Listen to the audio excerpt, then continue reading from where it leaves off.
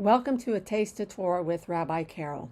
This week's Parsha is entitled VaEra, and the third Aliyah is found in Bereshit Genesis chapter 19, verses 1 through 20. And this is the end of the story of Sodom and Gomorrah.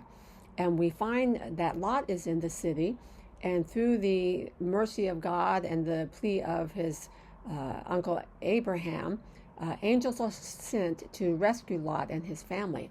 And the beginning of verse 16 really stood out to me because in response to the angels coming and saying, you need to get out of here because God is going to destroy the city, it says, and Lot dallied. And I thought, why would he dally? What would make him hesitate when God is telling him that he needs to get to safety, that the destruction is going to come to the city? And it made me reflect on what must have taken place in Lot's life to get him here in the city. Because the last we heard about Lot, he chose the better land, and it says he went and he took his flocks into the valley. But now he's no longer in the valley, but he's actually moved into the city of Sodom and Gomorrah. And the only thing I could think about is perhaps it has to do with compromise. What drew him into that city that was wicked and evil? Some type of compromise in his heart. Why would he dally? Why would he not get out of there?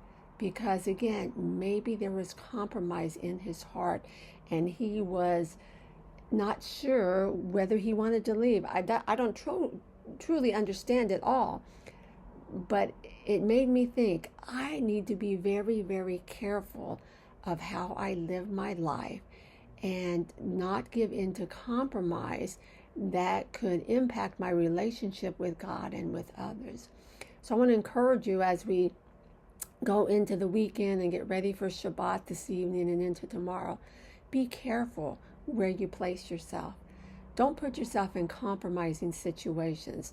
Rav Shaul tells us in the New Covenant in 1 Corinthians, bad company corrupts good character. You really do have to be careful who you associate with.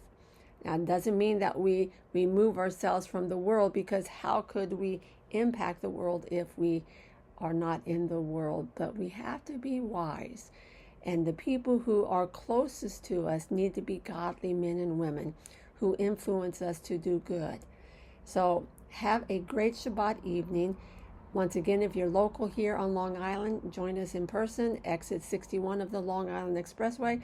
And if you're not local, you can join us online as we are streaming on our Facebook page and our YouTube channel.